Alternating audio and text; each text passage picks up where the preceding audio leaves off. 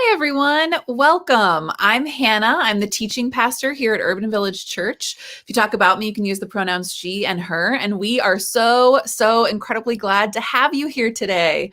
We are really grateful for your time and for your presence and for the ways in which many of you have been experimenting with us over the last month in having worship and out of worship activities dedicated to the Folded Map Project. For those of you who don't know or haven't heard, the Folded Map Project is a really incredible project from local artist Tonika Johnson, who's with here today. I'm about to bring her on, get super excited, that seeks to bring people together across lines of racial, residential, and other forms of segregation and distance in the city of Chicago through finding your map twin. So we're going to hear more about that. We've been touring our neighborhoods. We've been thinking about what it means to love our neighbor and to love our neighbor as Jesus would. But first, I'm going to bring on Tonika to just give us a little bit of an intro and tell us what all this project is about. Hi. Well, I'm excited to be here with you all and excited for you all to not only learn about the Folded Map Project, but also to meet these amazing people who participated through your ministry. So as people view the actual Folded Map footage that will explain the project, I want people to consider how they ended up living where they are right now, who they spoke to, and what people told them. So I want them to play back those conversations as they watch the upcoming clip. So get excited. We're about to show a clip that'll let you know about the project. Think about how you came to be where you are. And then we're going to have a panel of church folks who did this project, facilitated by Tonika, so that we can really get into it. And then there'll be Q&A time at the end. So if you have questions that are popping up as you're watching, as you're listening, as you're feeling, keep those questions because we're going to engage them. So here's a clip from CBS of a really cool interview project that they did about Folded Map. Here we are.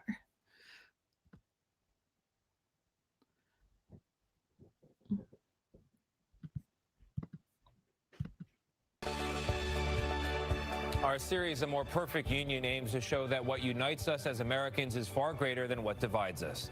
And this morning, we're showing you a new approach to bridging divides in Chicago.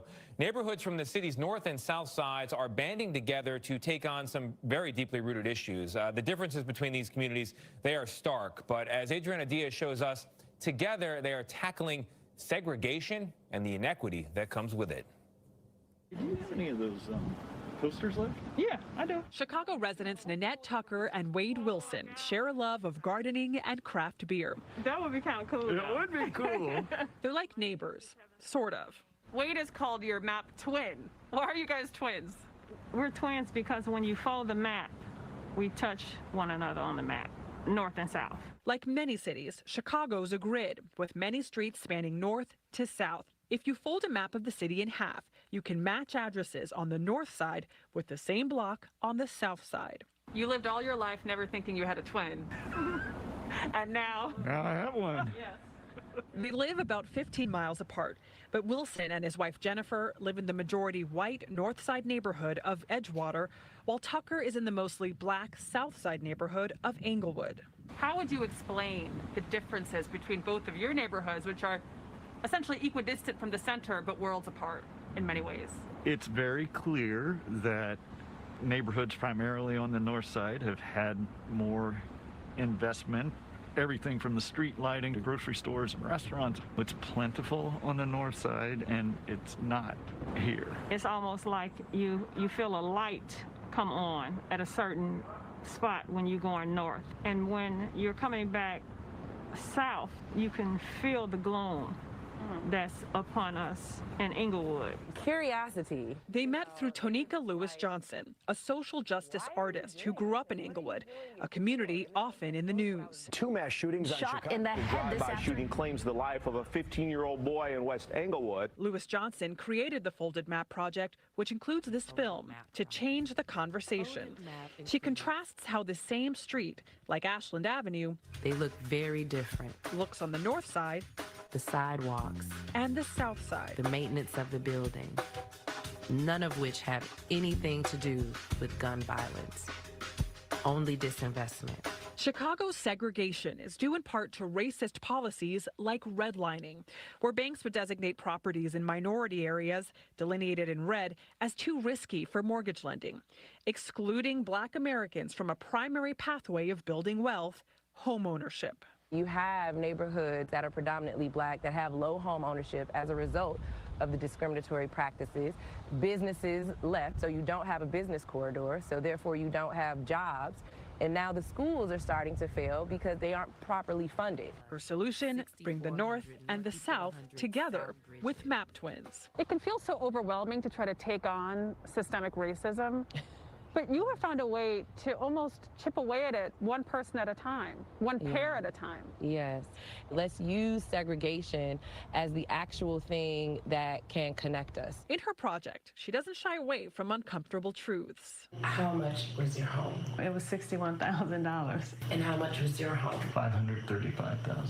You asked Wade and Nanette what they each paid for their house. You know, it felt a little awkward. I think the awkwardness helps people understand how we're all participating in this system that was created before us.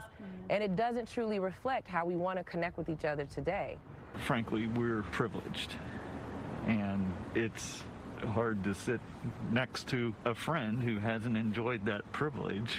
We realize that there's an opportunity to actually do something. Wilson and Tucker are doing something together. 3 years after they met through the Folded Map Project, with others they created Englewood Renaissance, which is helping beautify parts of Englewood and is now focusing on increasing homeownership here. Creating a community together. The economics might be different, the neighborhoods might be different, but the core of who I am is pretty much the same as Wade and Jennifer. I want the same things they want. For CBS This Morning, Adriana Diaz, Chicago. This is such an important story. Yes. It's such an important story. You have the same street and the different economic values and why that's happened. And the difference in the numbers, Anthony. Yeah. 61,000 versus 500,000 plus.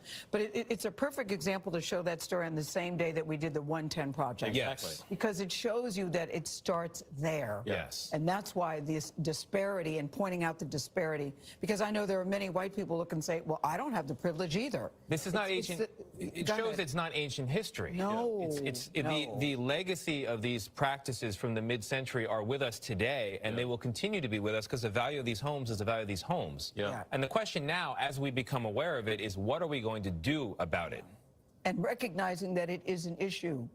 Yeah. It is a major problem in this country. That as long as that economic disparity continues to exist, you will have these differences will persist. Yeah. So much more than planting a garden together. That's very lovely, but it's so much more than.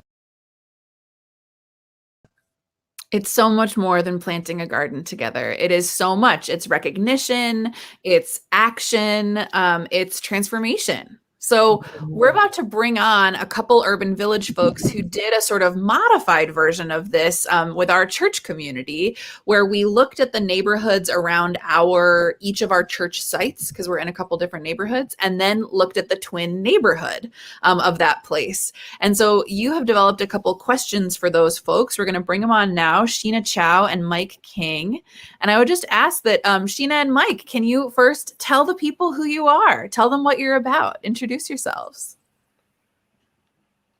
Well, good afternoon. My name is Mike King, he, him, his, and I have been in the 48th Ward, which is the majority of Edgewater, for some 39 years here. I attend, of course, Urban Village Church, Edgewater, and enjoy my neighborhood, all facets of it. Mm-hmm. Hello, my name is Sheena Chow. I was born and raised in Chicago. I have a very different story. I grew up in Belmont Cragen area, so Northwest, and then I spent my high school days in Old Town, and I currently live in Bridgeport with my husband, and I attend Urban Village South Loop as that was actually the bridge between when I was in Old Town and my husband was living in Canaryville, which is Southwest. So that's why I'm at South Loop, and we visited Home and Square for our twin neighborhood. So.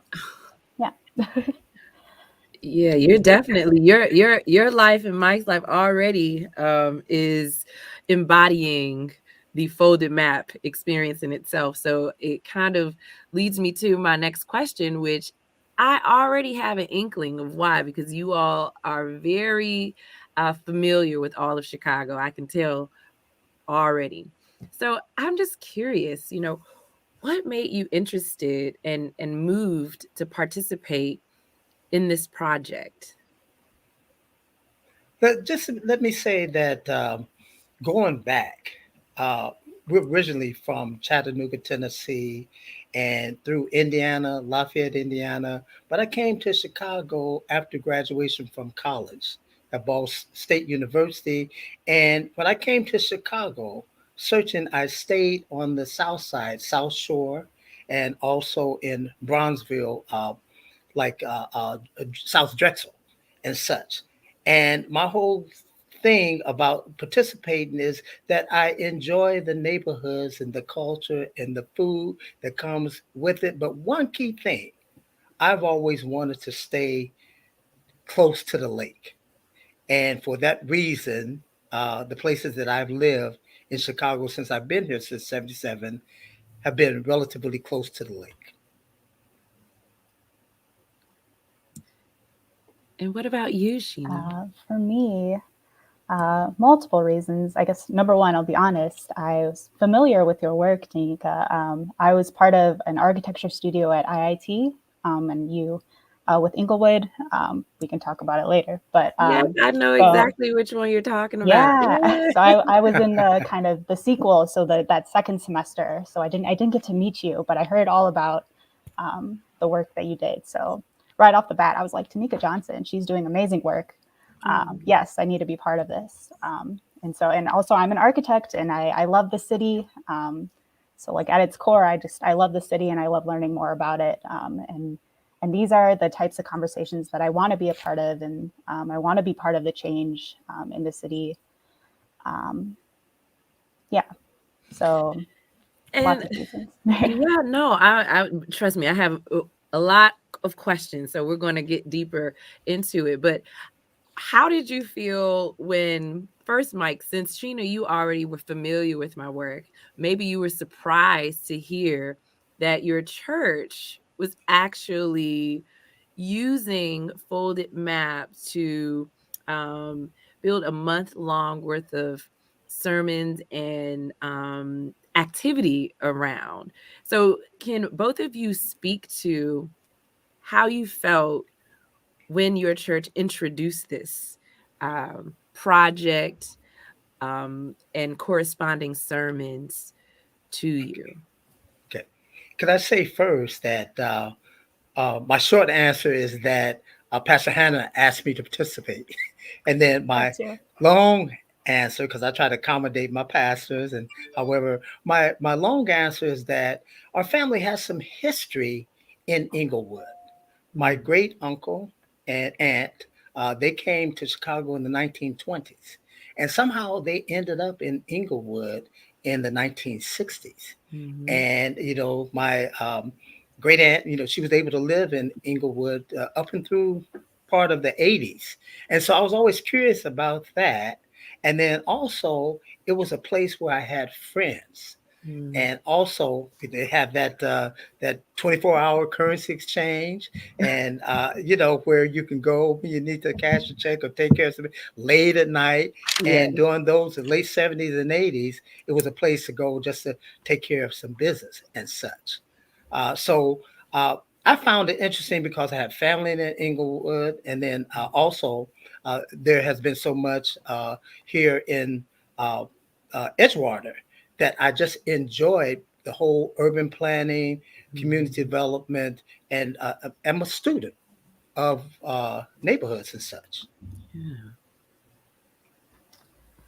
For me, I guess right off the bat, I was like, of course, urban village. Of course, like this is kind of like the relevant, right? Our three core values are being bold, inclusive, and relevant. And I was like, all right, relevance. Yes, like these are kind of the projects I expect and kind of look forward to in our church. I think like back when we did like anti-racism training, and now we're like, it made sense. And at the same time, kind of overwhelming because we're adjusting to this period of being in person again and seeing each other. But as kind of the sermons have rolled out, it's been really refreshing, really, I don't know, just really good or like fulfilling to really think about our neighbors in this way in such like a again, like relevant, like very like tangible way. Like we can talk about loving our neighbor, but I really like that our church is like, no, we're gonna go out and like look at our neighborhoods, especially in Chicago, because Chicago, like our neighborhoods are like everything in Chicago. They're so detailed. There's so many of them. There's so much there. So yeah. No, I agree with you all. Once I found out that your church was centering Folded Map for like a month long of ministry and engagement, I didn't really know what to expect until I got the update. And I just was amazed at how powerfully creative and authentic your church, the pastors that helped facilitate and organize this was, with being thoughtful, not only in sharing it with the parishioners, but also really thinking through how to make this experience meaningful and impactful. And I have never experienced Folded Map expanded in this particular way. And so it really just touched me because I didn't think about how a faith-based community could use it to really preach the message of love thy neighbor, and it's a tenet that not only is throughout the Bible, but also just in doing equity work. It's really sometimes that simple. And to see the church encapsulated so beautifully, I just knew I wanted to be involved with the culminating event. So thank you all again. And with all of that being said, Mike, you touched upon a key factor, which is, you were curious because of your family. You're curious about Englewood because you have friends there. Oh, and yes. So I think that demonstrates for people kind of the value system, which I was hoping that Folded Map could help people understand, is once you have relationships with people or meet people that you have a shared passion with or something in common with, you care more, you're more curious. And it's clearly demonstrated just throughout your life, Sheena, because your husband is from a different neighborhood and you all have relocated to a new neighborhood. And now if you all have children or will have children, they're going to have a different experience. So I wanted to know if you both can speak to the aspect of the personal connection, how that influenced your decision to participate, and maybe also share one of the more meaningful parts of the experience that you had. Okay. Just looking back, my cousin and my younger cousin was actually, born in Englewood. And I can remember a time in the late 70s, here I date myself, when we went over when little Clarence was born right there in Englewood. And at that time in the late 70s, early 80s, there was no issue at all about jumping up, taking that red line over into Englewood and going over there and visit. Absolutely. I didn't think twice about just taking care of business and, just visiting family and such. And so since that time, many things have happened. I've since, of course, have been here on the north side. Ironically, I live in Uptown, but my ward is technically mostly Englewood, but also includes Andersonville as well.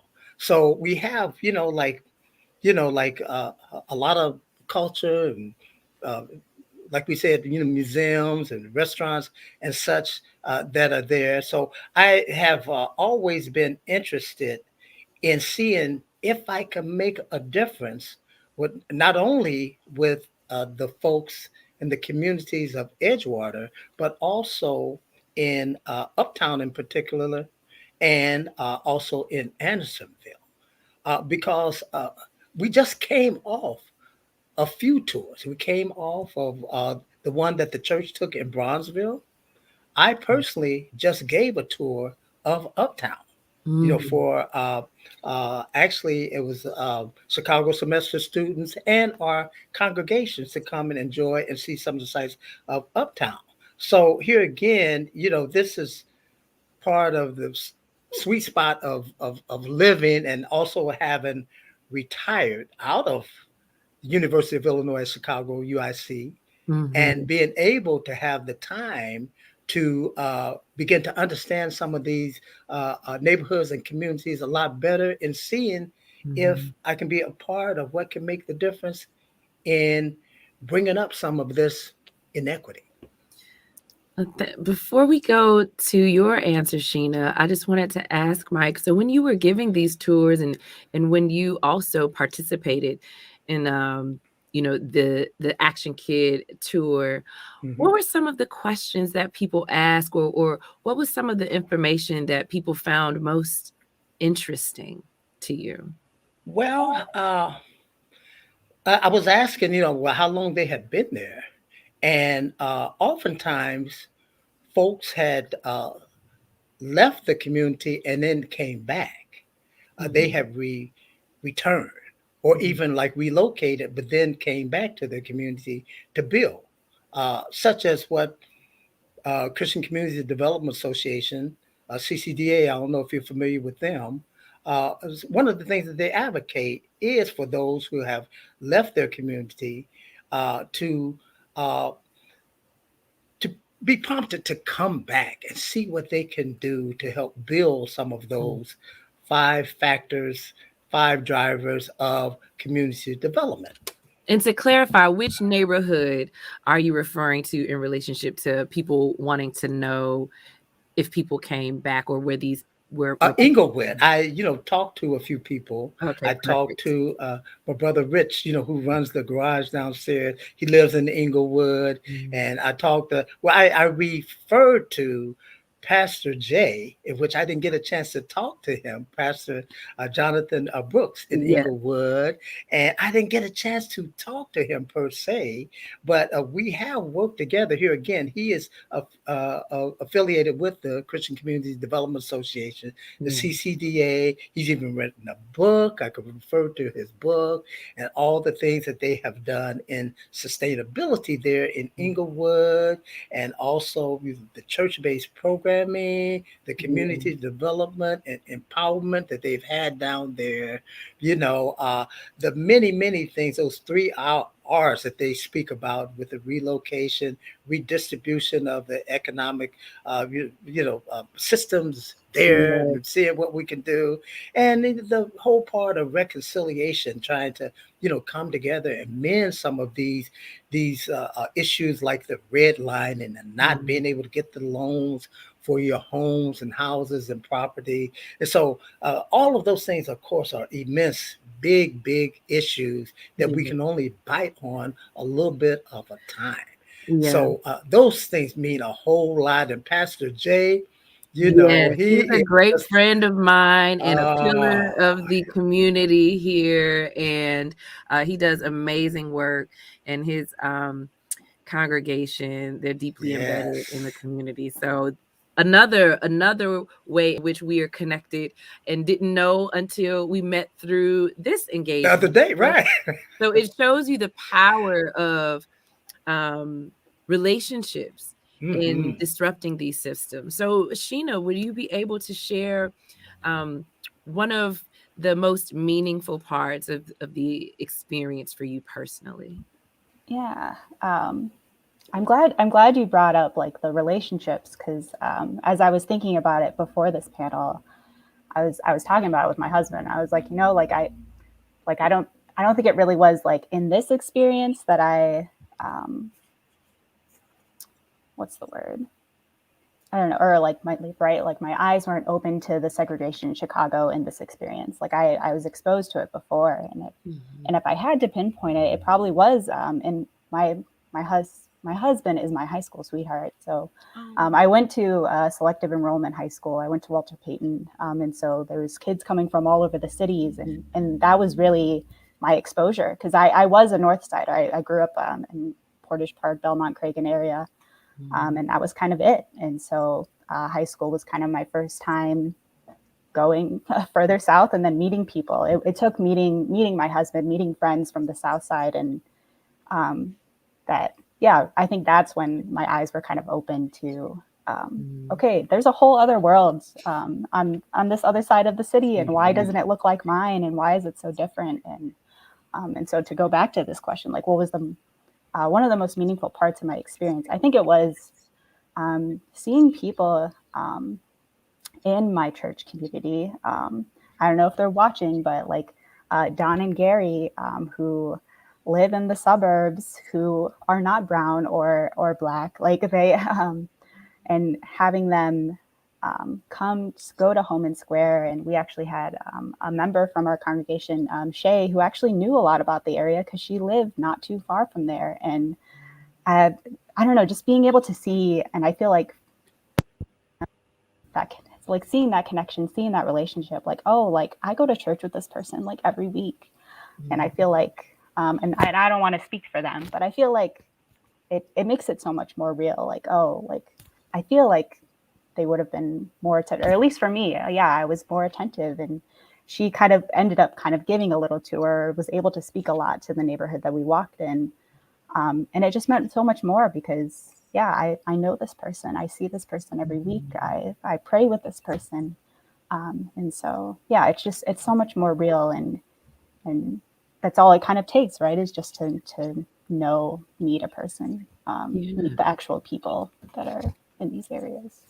I'm glad you shared with us your diverse high school experience, because that is also my experience. And, I think no one else understands how I could have come up with a project like the Folded Map better than people who went to a high school in Chicago, public high school, that was diverse. And it's only a handful, especially in the 90s, but even for those who experienced it more recently, they get it, because it's so few places in Chicago where you can be fully immersed in the diversity that exists in this city. And so if you, I feel, are lucky enough to experience that in your teen years, it really does transform your worldview,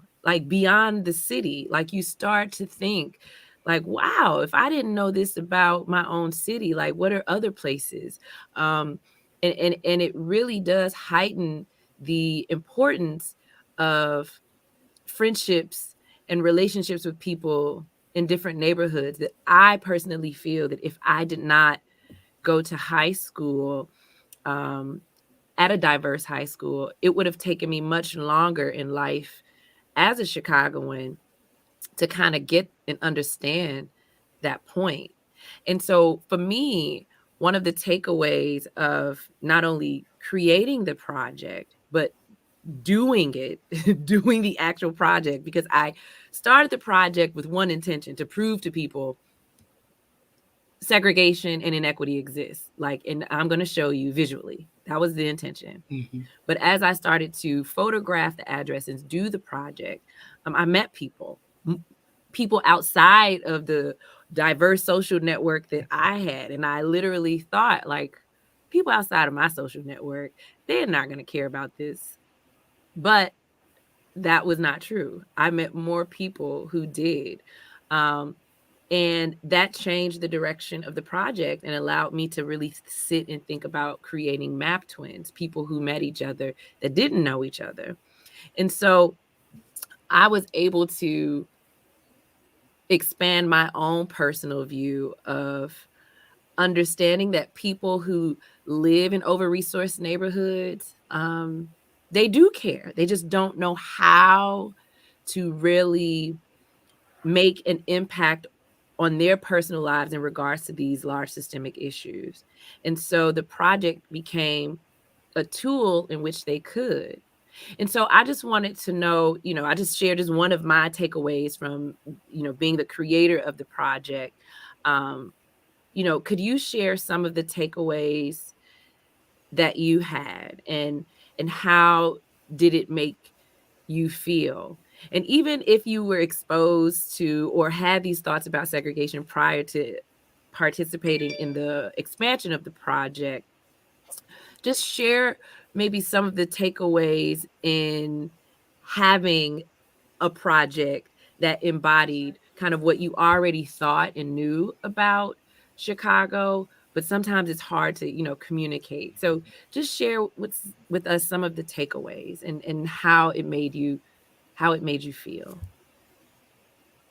One of the things that jumps out at me is this whole approach of asset community development. How when, if just listening to the people, even if it's just happenstance, like Tonika, like you just happen to be taking photos of, of buildings and such, and you just happen to have these impromptu conversations, that part of that stimulus, brings about, well, what's more to it? What other gifts, talents, and treasures and assets are right there in the community that we could access and use and grow and identify to work to my favor, or to our favor, or to the neighborhood's favor?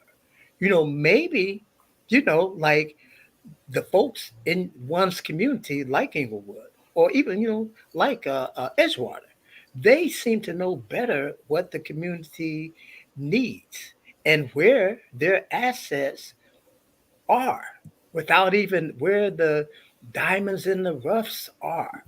And so I just, constantly searching for that diamond in the rough.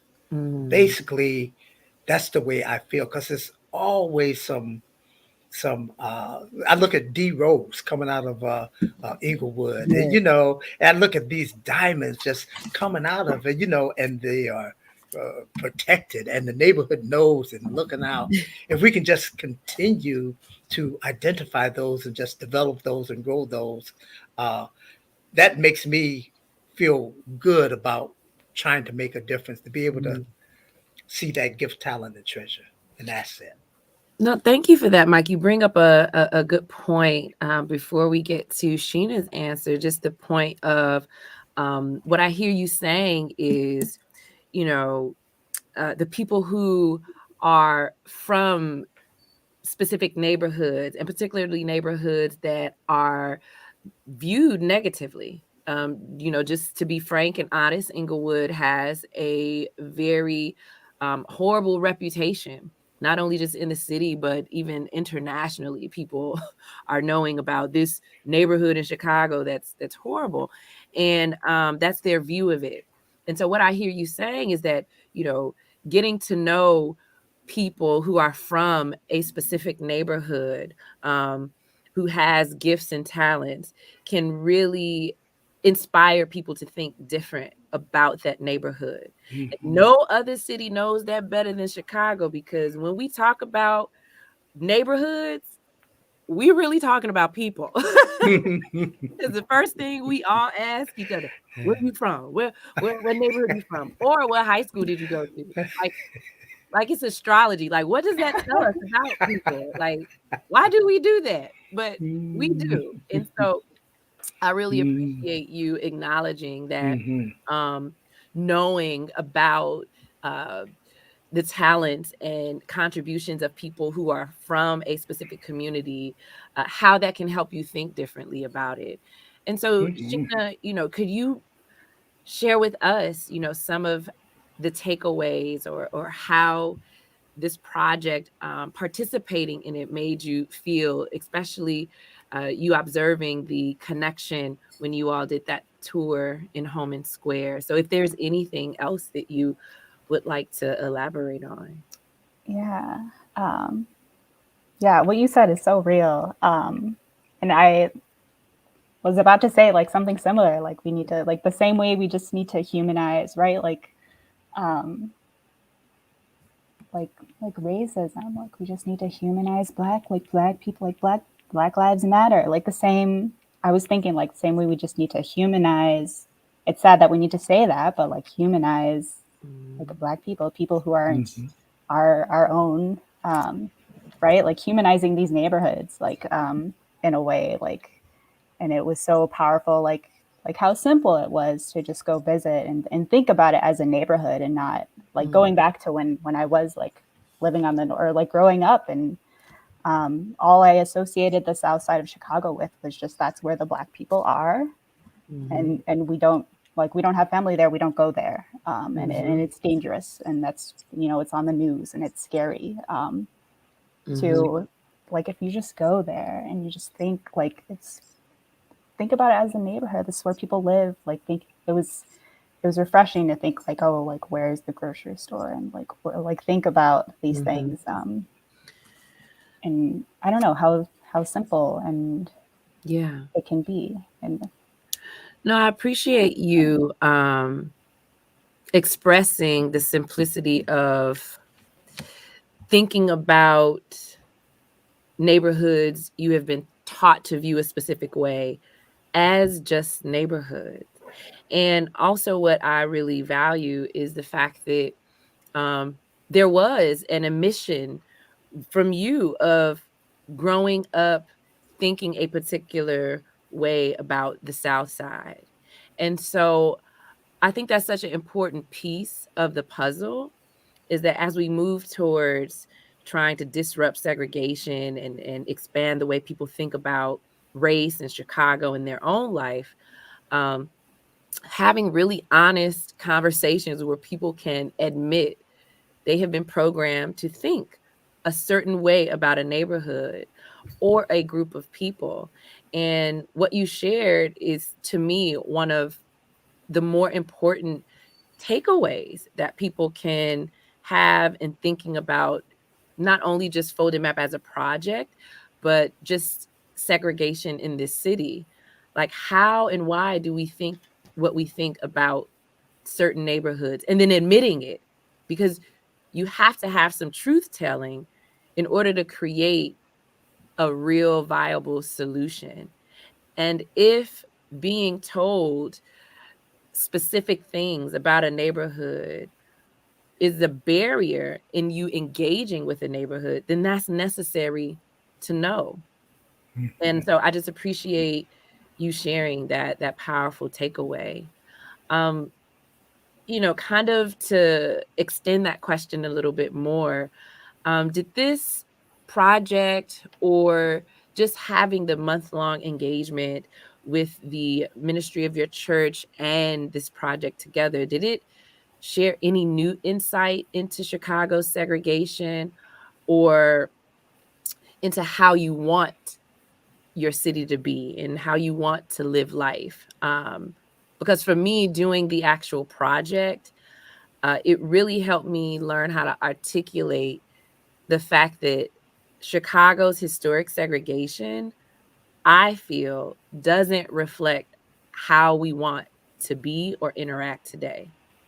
And even though all of the reports, everything will show you, yes, we are segregated, I don't feel that that's how we want to be. And there's so many other creative ways in which residents have disrupted segregation beyond the Folded Map Project. I just think Chicago is the perfect place for people to refer to as an example of how residents, individuals, organizations constantly fight against segregation. Because just even in high school, we fight it by building relationships with people that we weren't introduced to or would not have been introduced to. So I just wanted to know if you could share any new insight into Chicago's segregation that you have now, or just share with people how you would like your life and the city to be? I can think of two things right away. Um, like I said, I've been in the uptown Edgewater area some 39 years now. But there was an opportunity, for me to work with our Margate Park Block Club and to also, work with my Buttercup Park Advisory Council with the park, developing programs and that. And so I found that one of the key things is creativity. Let's explore, let's brainstorm. What can we do together, be it a hybrid program, to bring neighborhoods together? And here's what we did with our Buttercup Park Advisory Council. When we showed Black Panther, which I just saw yesterday, and I enjoyed it. It was on TBS or one of them channels. I was waiting on the baseball game. But we were able to bring a drum corps from Englewood.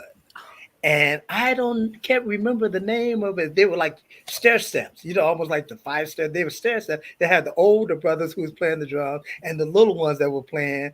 And we brought them in when we celebrated our 5th year renovation of the park.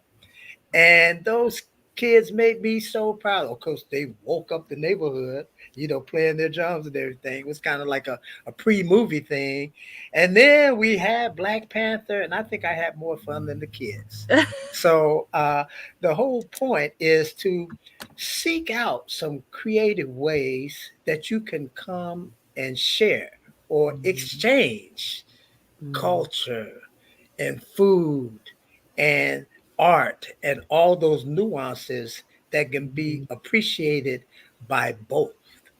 And let's seek out these resources that can make that happen, because we made that happen, and we'll bring those kids back. And they did come back. They came back for, the Chinese New Year's, the Inglewood, the drum cue. They came and they played in the parade for the Chinese New Year's there in our That's so beautiful. You see? Oh, yes, And no, I love that it. kind of creativity, that's the insight that I share. No, that is really such a beautiful example, because what it also speaks to is not only what are the ways in which we can expand our own social networks, even as we fight all of these systemic issues, but really to amplify and uplift the importance of relationships in this fight, is also thinking of ways how neighborhoods can think of ways to invite others in. Think of ways to make your neighborhood a welcome place for others, because it can't just be, one side or one way. Really just thinking about how a neighborhood, regardless of what it's experiencing, how to be able to invite others. And I think that the example you gave is a great demonstration of that, because you don't always have to go to another neighborhood right away to understand it or feel connected to it. You can literally meet someone from that neighborhood and have them feel welcomed in your space to start to understand Exactly. where they're from a little bit more. And sometimes that's just enough to kind of open the door for other possibilities. So thank you for sharing that beautiful example. And what about you, Sheena? You have your built-in folded map in your actual house, with Yeah. I was gonna say, I don't know if I your answered, husband, but I need this, right? So I'm Filipino and Puerto Rican, and I already shared how what I've a lived. blend. Oh Thank my you. goodness. Are your parents from Chicago? No, so that's another layer. I'm second and third generation. So my dad moved here from the Philippines when he was 16, and my mom is second generation Puerto Rican. So my grandma, well, she lives in Puerto Rico now, but they came here. And then So my your parents husband, met in Chicago.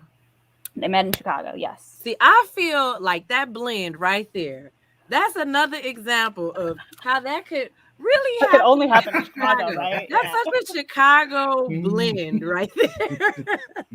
I feel like you understand me on so many levels. Like, that's why I can't leave, because... Listen, let me tell you, my Filipino friends in high school, as a 14-year-old Black girl coming from Englewood, I thought Filipinos were Latino because they're Latin. Yes. And so I started to meet some who were blended like you. I was like, oh, now this is real confusing now. Oh yeah, I am. But yeah, I totally get it. I get it. That's a Chicago combo right there. I've learned so much about myself in this conversation. Yeah, like that's probably why I can't leave, because I'm just truly a product of the city. And so that's me, right? And then there's my husband, who's Black and Chinese, which is why he lives in Canaryville.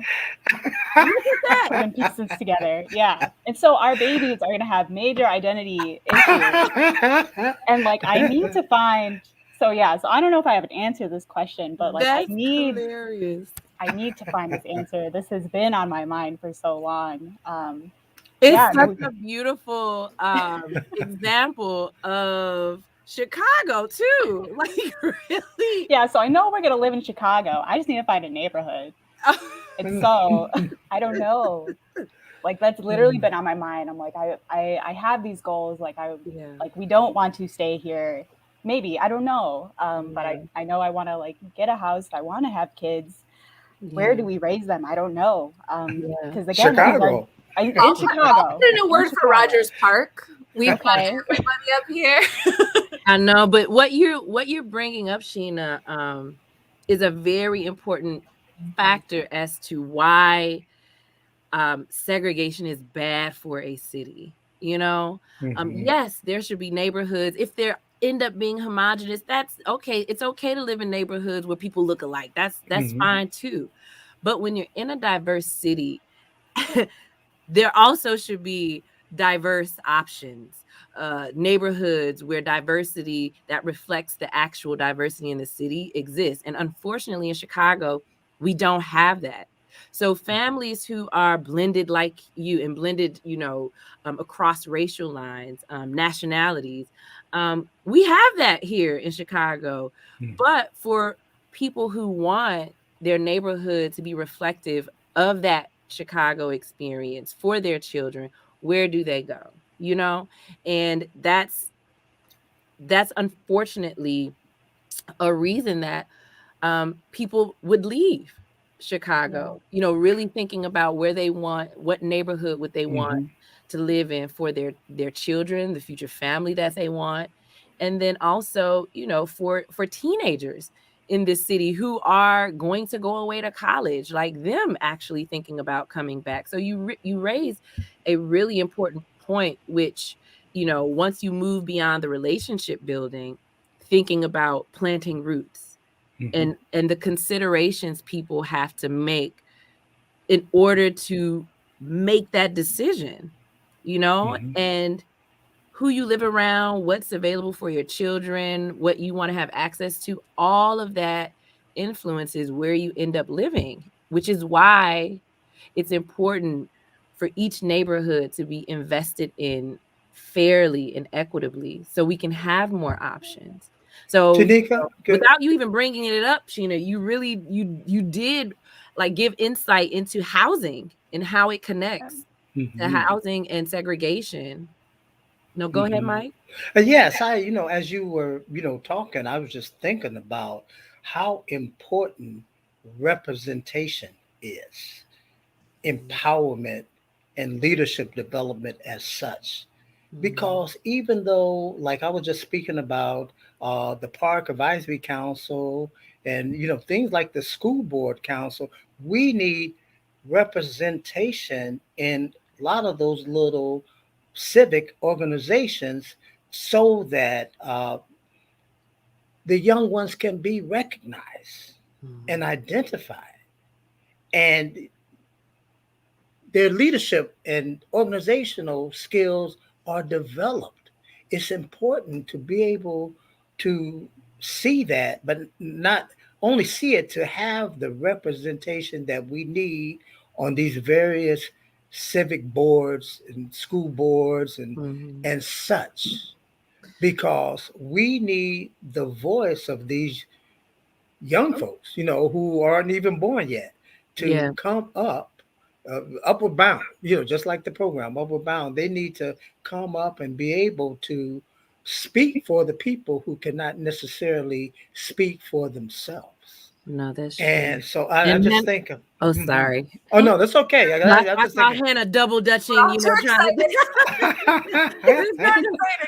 Go If ahead, there Hannah. were resources everywhere, right? That like I question even the framing of trying to find people, because what if there were resources everywhere? I think that's one of been my big takeaways from the month, is like how small our imaginations can sometimes get. Like I preached last week, and I just said, because we're figuring out our budget as a city. And I said, what if we made the number one goal of our budget doing whatever we needed to do to make sure that no young person got shot in this city, and then everything else came next, right? What if like jobs, housing, therapy for youth was the number one budget item? We spent as much as we needed on that. And then everybody else got the leftovers. Every other project was project number 3. Every other project was project number 30, right? Like, what if we imagined our responsibility as a city that way? And a woman in the church came up to me after, and she works in violence prevention. She works with young people. And she was like, I had forgotten that we could ask for more, right? Like, I had forgotten that the way things are is a choice, because I spend so much time trying to fix the edges of the way things are. Like, we could make different choices. No, we can. And I love what you're saying about like stretching the imagination specifically for solutions, and really understanding that if we prioritize racism in our city, it would actually help heal all of the other issues that our city is struggling with. So, we would benefit. And it's to the point that everyone would benefit, because just think about, just how segregated we are. That's impacting all of us. Yes, some more negatively than others, but it's still impacting all of us. There's people who are growing up not even having access, or feeling like they can't even learn about a rich part of the city, the south and west sides. Like, how much more amazing and colorful would your life be had you been exposed to the complete side of the city, And so I really appreciate you talking about just stretching the imagination of what solutions could be and how we even approach thinking about solving these issues, which is why I appreciate you all sharing your particular stories, because it is also prioritizing relationships in that as well. If we figure out a way to bridge these divides, just creating spaces where people can meet each other and learn about each other, that also can help solve a lot of the issues that our city is facing. Because just financially, as a city, it's good business to have all of your neighborhoods destination places. Like it actually is good business for the city. Like, you want more homeowners in all of the neighborhoods. You want more tourist attractions in all of the neighborhoods. Like, it literally is to the point where it doesn't make sense for this to not be really solved with significant financial contributions and investment by the city. Like, we're a world-class city. Tanika, let's do it. Mike, sorry. Oh, okay. I just wanted to invite the audience, if you would like to submit any questions for Q&A. Oh, we did forget about them, didn't we? Oh, that's right. Okay. We just thought we were talking to each other. Feel free to, we're going to keep talking because we have lots to talk about. But if there is any question you have or anything you want to note, please, you can do that in the YouTube or Facebook comments, and we'll share that, and we'll share that with whoever you want us to share it with. So, Mike, what were you going to say? Well, I was just thinking about, as I was reading and just looking over the questions. I looked at the 5 aldermen or alderwomen in Englewood, and I looked at our one alderman, Harry Osmond in 48.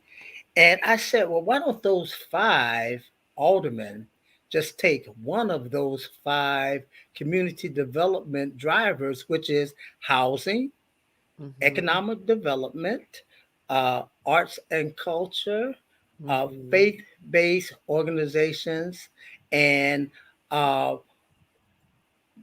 it's one last one, but it's 5 community drivers. If each one of the aldermen would just take the lead on each and every one of those, yes, maybe something can happen as the 5 come together in Englewood.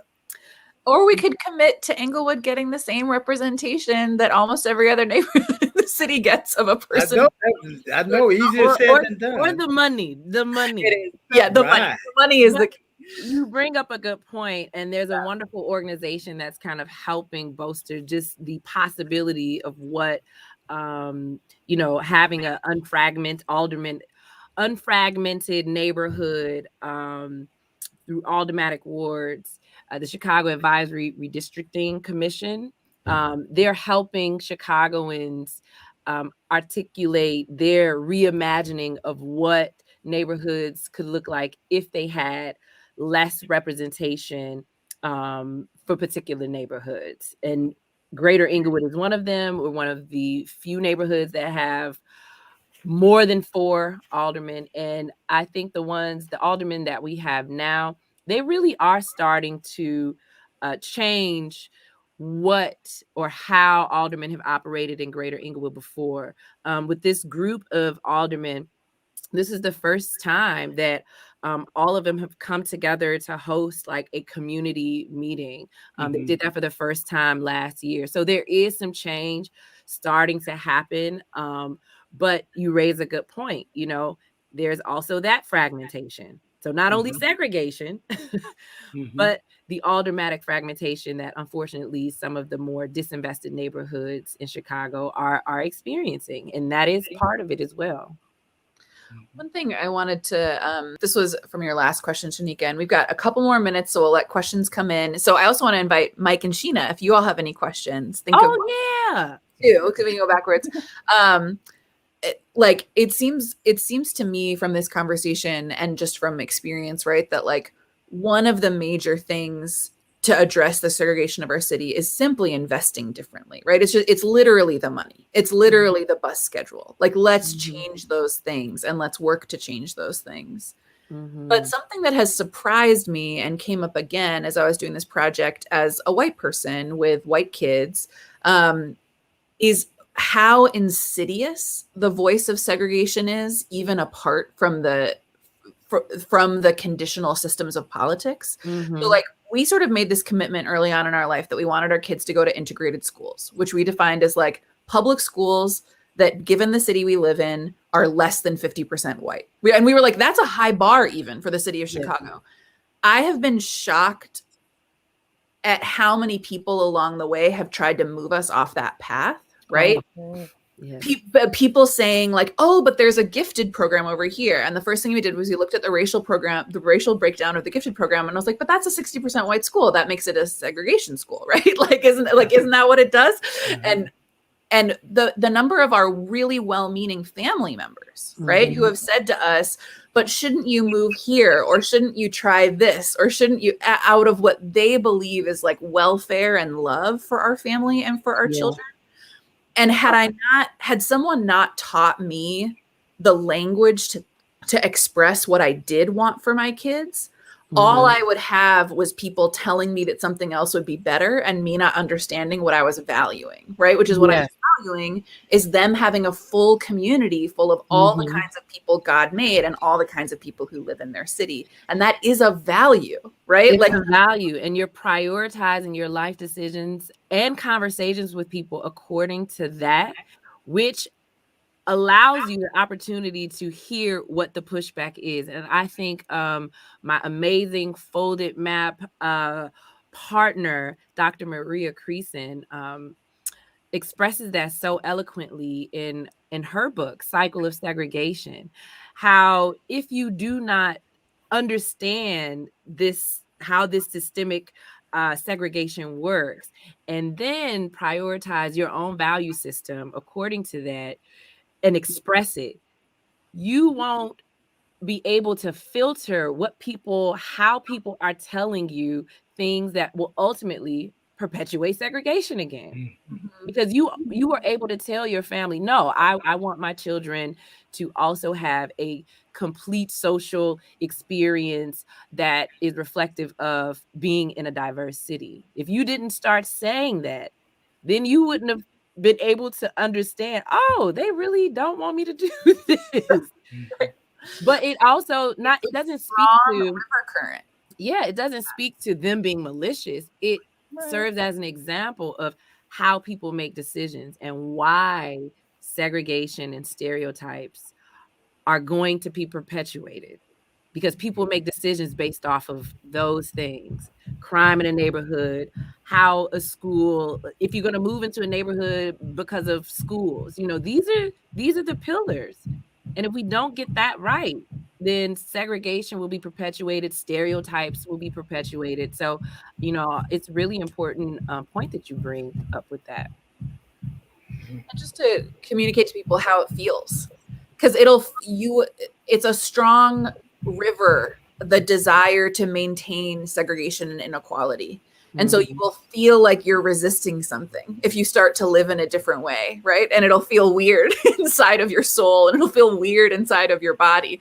And know that like it feeling bad and different from the rest of how your friends are evaluating things, like, doesn't mean you're doing something wrong. It might mean that you figured something out that you can help them figure out, right? Totally.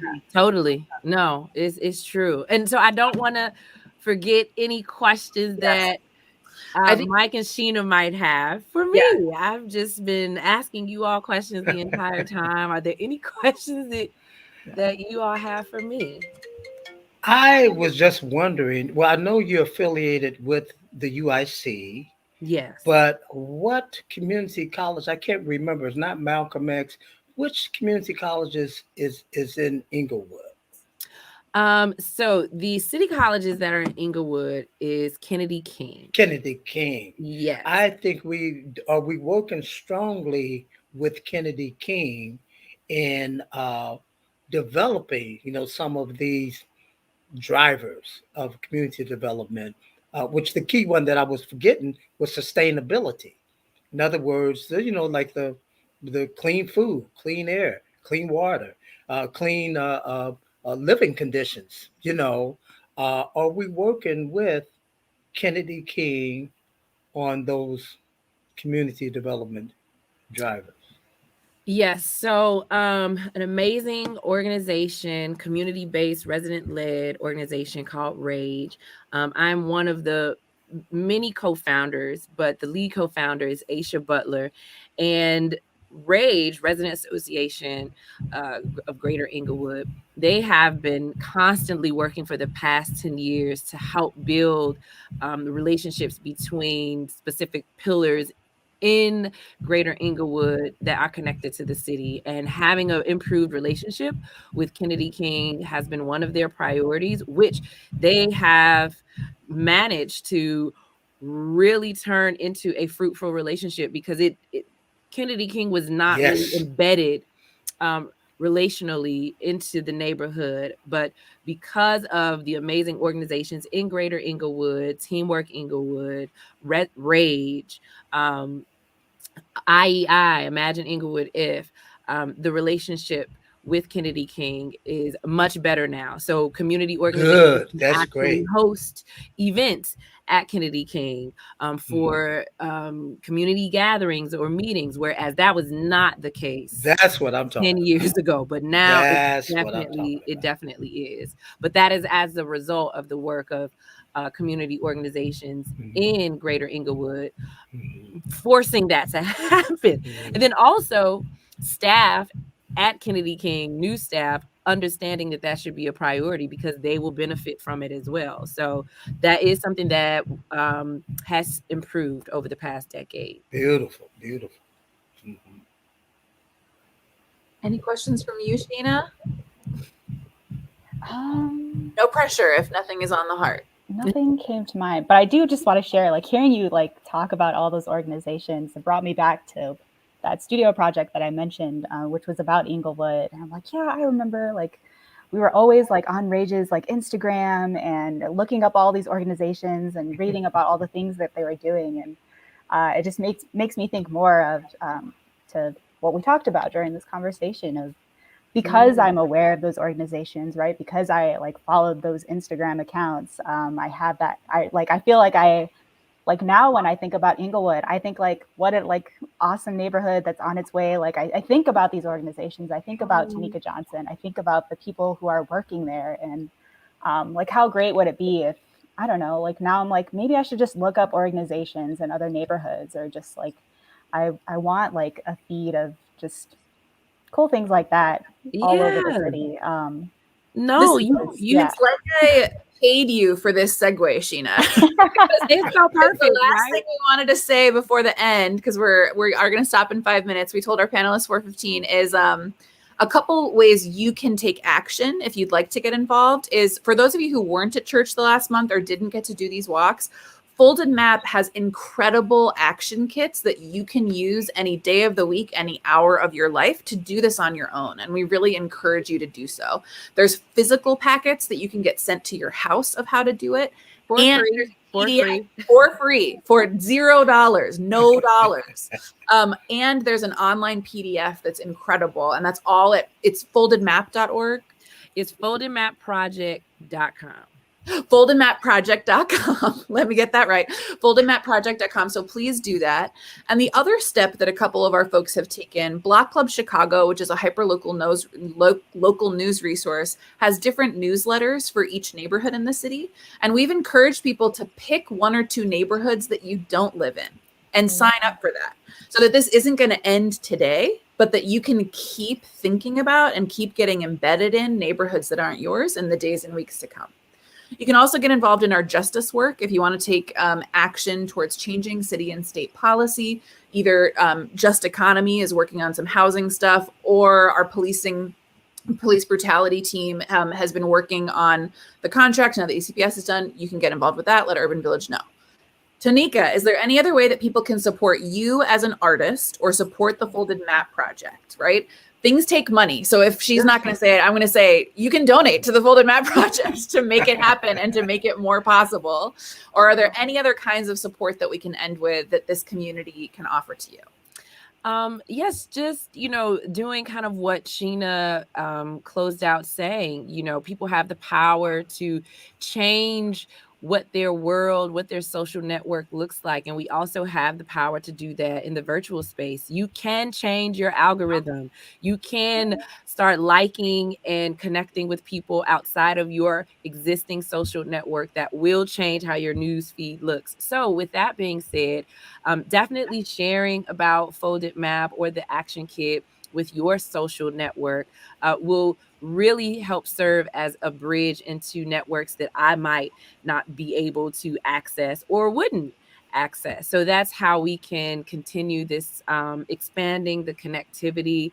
So definitely just sharing on social media and letting people know about the project. That is one significant way, because in doing that, if people want to donate, they will. If people know that they can donate or about the project, then they will. So I would definitely say just sharing that's more than enough. Use your algorithm, folks. That's the word. And change the algorithm. Change it to be better. Just a final word here. We preached in worship about these kinds of topics all the last 4 weeks. And in one of them, we preached on the scripture where Nathanael is suspicious that Jesus can be who he says he is, that he can be a Messiah, that he can be of worth, that he can be of good, because he says, he's from Nazareth. What good ever came out of there? What good ever came out of Nazareth? Just stereotyping. I know, exactly. That's stereotyping.